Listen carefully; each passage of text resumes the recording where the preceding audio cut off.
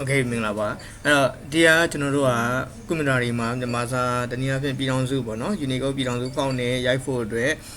key magic ထည့်တဲ့နည်းလေးကိုကျွန်တော်တို့ကပြောပြမှာဖြစ်ပါတယ်အဲ့တော့ key magic ကတချို့တွေကြလည်းထည့်ပြီးသားရှိနေတာပေါ့နော်ဒီမှာဆိုကျွန်တော် key magic icon လေးနဲ့ရှိနေတယ်အဲ့တော့ကျွန်တော်တို့အဲ့ဒီကောင်နဲ့အလုံးမလုံးတာမျိုးဆိုရင် software ကိုကျွန်တော်တို့ပြန်ဖြုတ်ဖို့လိုတယ်ပေါ့နော်ပြန် software ကိုပြန်ဖြုတ်ဖို့ဆိုရင်ဒီ desktop မှာအရင်ဆုံး control panel ကိုသွားမှာဒီမှာကျွန်တော် control panel ကိုပေါ်ထားတယ်တကယ်လို့မပေါ်တဲ့သူကလည်းဒီ start menu မှာပဲ control လို့ရိုက်ရှာလိုက်ရင်ကျွန်တော် control panel ဆိုလေးတွေ့လာလိမ့်မယ်အဲ့ဒီကနေ control panel ကို open ဖွင့်လိုက်မယ်ပေါ့နော်အဲ့တော့ဒီမှာလည်းပဲ default အနေနဲ့ဆိုရင် category view နဲ့ပေါ်လိုက်မယ်ပေါ့ဒီလိုပုံစံမျိုးဖြစ်လိုက်မယ်အဲ့ဒါကိုကျွန်တော်တို့ view ပိုင်းနေရာမှာ small icon ပြောင်းမှာအခုလိုမြင်တွေ့ရမှာဖြစ်တယ်အဲ့တော့အဲ့ဒီရောက်ပြီဆိုလဲကျွန်တော်တို့ဘယ်ကိုထပ်သွားမှာလဲဆိုရင် program feature တွေကိုထပ်သွားမှာဖြစ်ပါတယ်နော် program feature တွေကိုသွားပြီဆိုရင်ဒီထဲမှာကျွန်တော်တို့ငကို version ထည့်ထားတဲ့ key magic ဆိုတာလေးကိုကျွန်တော်ပြန်ဖြုတ်ပြရမှာအဲ့တော့ကျွန်တော်ဒါ Sona ကဒီ profile မလုပ်ခင်မှာ key magic ကိုဖြုတ်ပြီးသားဖြစ်တဲ့အတွက်ဒီမှာတော့မရှိတော့ဘူးဒါပေမဲ့အဲ့လိုမျိုး software ဖြုတ်တာနဲ့လုံးဝပြီးပြီလားဆိုတော့မပြီးသေးပါဘူးဘာလို့လဲဆိုရင်ဒီဘက်မှာ notification ထွေး icon လေးမှာခုလိုမျိုး key magic icon တွေတွေ့နေတာမျိုးပေါ့နော်အဲ့ဒီကောင်ကိုပါကျွန်တော် exit လုပ်ပြရမယ်တနည်းအားဖြင့်သူ့ရဲ့ program feature ရဲ့ folder ထဲမှာလည်းကျွန်တော်သွားဖြည့်ရမယ်အဲ့တော့ဒီ C window ကြီးပေါ့နော် Windows C file ရှိတယ်အဲ့ဒီထဲမှာ program file တွေနှစ် folder ထွက်ပါတယ်ရိုး program file နဲ့86 program file ပေါ့ကျွန်တော်နှစ်ခုလုံးမှာလိုက်ရှာကြည့်ပါ program file နဲ့မှာ key magic ဆိုတဲ့ folder လေးဖြစ်နေလိမ့်မယ်ပေါ့နော်ဒီမှာတာမန်မှာမရှိဘူးအဲ့တော့86 folder ထဲမှာတွားကြည့်မယ် k ဆိုတာလေးနှိပ်လိုက်ရင် key magic ဆိုတာတွေ့တယ်အဲ့ဒီ folder ပါဖြတ်ပြီးမှကျွန်တော်အတက်ထည့်လို့အဆင်ပြေမှာဖြစ်ပါတယ်ဒီကောင်လေးကိုကျွန်တော်ရိုး delete မဟုတ်ဘဲနဲ့ right click ထောက်ပြီး shift key ကိုနှိပ်တီး shift key ကိုနှိပ်ပြီး shift delete နှိပ်ပေါ့နော်ပါမီနဲ့ဖြတ်ခြင်းနဲ့ try again နဲ့လောင်းအောင်အဲ့ဒါတက်လိမ့်မယ်ဖြတ်လို့မရပါဘူးဘာလို့လဲဆိုရင်ကျွန်တော် notification ထွက်ရရင်မှာတော့ background run နေလို့အဲ့တော့အဲ့ဒီကောင်လေးကို right click exit လုပ်လိုက်ပါဒါပြီးပြီဆိုမှကျွန်တော်ပြန်ပြီးတော့ဖြတ်ရမှာရမှာဟုတ်တယ်နော်အဲ့တော့ software ကိုလည်းဖြတ်ချမယ်ပြန်ပြီးရင်ကျွန်တော်တို့ကဘာလုပ်မှလဲဆိုရင် notification ထွက်ရရင်ကနေ exit လုပ်မယ် program folder တွေကလည်းဖြတ်ပြမယ်ဒါဆိုရင်တော့ကျွန်တော် over ဒီ key magic မိမိမှာရှိတဲ့ကောင်လုံးဝဖြုတ်လိုက်ပြီဖြစ်တယ်အခုကကျွန်တော်အတစ်ပြန်ထည့်မယ်ပေါ့နော်အဲ့တော့ကျွန်တော်ဒီမှာတော့ software file လေးပါဒီ profile ရဲ့ download link မှာပေးထားမယ်ပေါ့နော်ဒီ file ကတော့ကျွန်တော်ဒီမှာ down ထားတာရှိတယ်ပေါ့နော်အကယ်၍တကယ်လို့မရှိဘူးဆိုလည်းကျွန်တော် down နဲ့နှီးပါတခါတည်းပြောပြလိုက်အောင်နော်အဲ့တော့ browser ထဲကို internet ကနေပြီးတော့ browser တစ်ခုဖွင့်မယ်ပေါ့နော် Google Chrome ပေါ့ပြီးရင်တော့ကျွန်တော် file link လေးပါထပ်ပြီးပို့ပေးမယ်ပေါ့ browser Google Chrome ကိုဖွင့်လိုက်မယ် Chrome ထဲမှာကျွန်တော်တို့ကဘာလဲဆိုရင်မြန်မာ Unicode migration ကိုသွားအောင်နော် MYN MA မြန်မာ UNICODE migration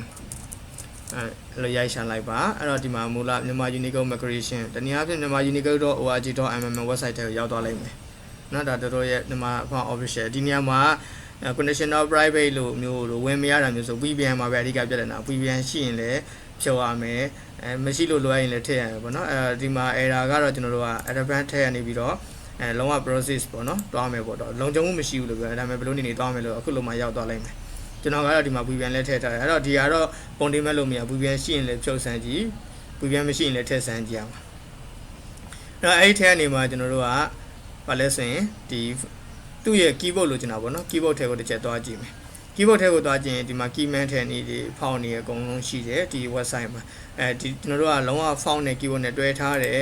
font ထဲမှာ all in one file လေးတွားယူမှာဖြစ်တဲ့အတွက် font ထဲကိုနှိပ်မယ်အဲ့မှာဒီမှာ all in one setup file ဆိုလေးရှိတယ်ဒါလေးကအဆင်ပြေတယ်ပေါ့နော်လက်ရှိနေတယ်အဲ့တော့ all in one setup file လေးကိုယူလိုက်မယ်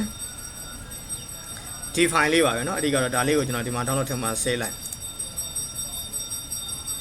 ်ဒါတော့ကျွန်တော်ဒီမှာဒီ software ပါ down ကျင်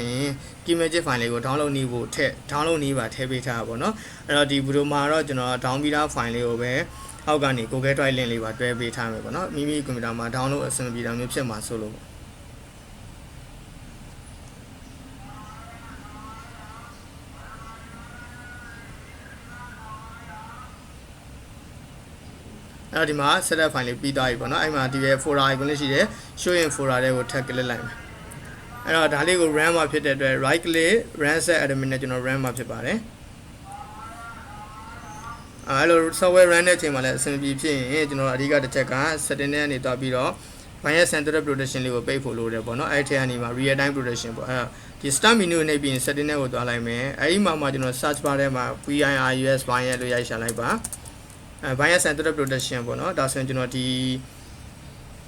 setting နဲ့ဝင်သွားပါတော့ bright bias အဲ့ဒီထဲမှာ sorry ကျွန်တော်ကွန်ပျူတာဒီဘက်မှာ setting ကဟန်နေ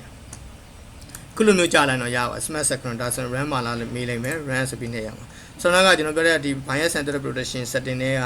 manage setting တွေကိုသွားမယ်ဒီ real time ဆိုတာလေးကိုပိတ်ပြရမယ်လိုအပ်ခဲ့ရင်ပေါ့နော်ပုံမှန်အားဖြင့်တော့တချို့ဒီ mini software တွေကတော့ရတယ်တချို့ software တွေအများစုဒီတခြားတော့ AutoCAD တွေပါတွေပေါ့နော် crack လောက်မဲ့ဟာတွေဆိုတော့မဖြစ်မနေပိတ်ပြရတယ်ဒါတော့ပုံတင်မှတ်လို့မရဘူးအရင်ဆုံးကျွန်တော်မပိတ်ဖက်နဲ့ run ကြည့်မရဘူးဆိုပိတ်ပြီးပြန် run ပေါ့နော်အဲ့တော့ဒီမှာကျွန်တော် software file တွေကို right click run set admin run နဲ့ဒီမှာ setup feature box လေးကြာလာတယ်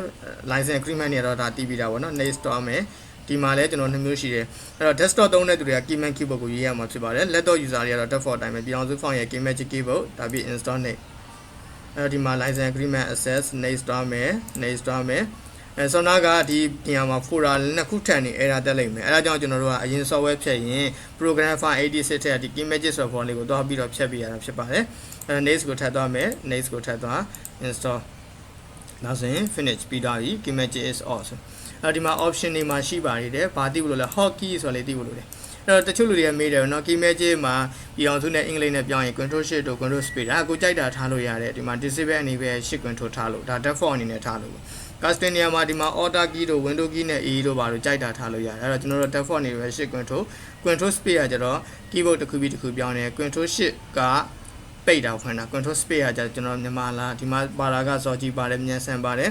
ပြည်အောင်စုပေါ့နော် my win unicode font နဲ့အများကြီးပါအဲ့တော့ okay ပေးလိုက်မယ်ဒါဆိုရင်ကျွန်တော်တို့က unicode ထည့်တဲ့ process ပြီးတော့ပါပြီ microsoft word ကိုဖွင့်ပြီးတော့ရိုက်ကြည့်လို့ရပါတယ်နော်အဲ့တော့ win word ဆိုပြီးကျွန်တော် shortcut နဲ့ဖွင့်ကြည့်လိုက်မယ်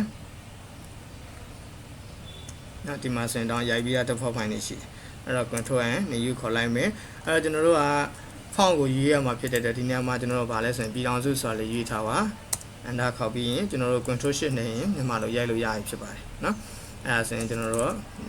မြန်မာ unicode font နော်အဲဒါကျွန်တော် font okay အဲ့တော့ဒီ video file လေးရာတွေကပြည်အောင်စု unicode font ကိုမိမိကွန်ပျူတာမှာထည့်သွင်းခြင်းကိုပြောပြပေးခြင်းဖြစ်တယ်အဓိက unicode font ရဲ့ keyboard ရဲ့ပါတယ် all in one ပေါ့နော်အားလုံးအလုံးစုံပါတယ် all in one setup file မှာ download ဆိုတဲ့နည်းလေးပါမျှဝေပေးခြင်းဖြစ်ပါတယ်အားလုံးစင်ကြပါစေ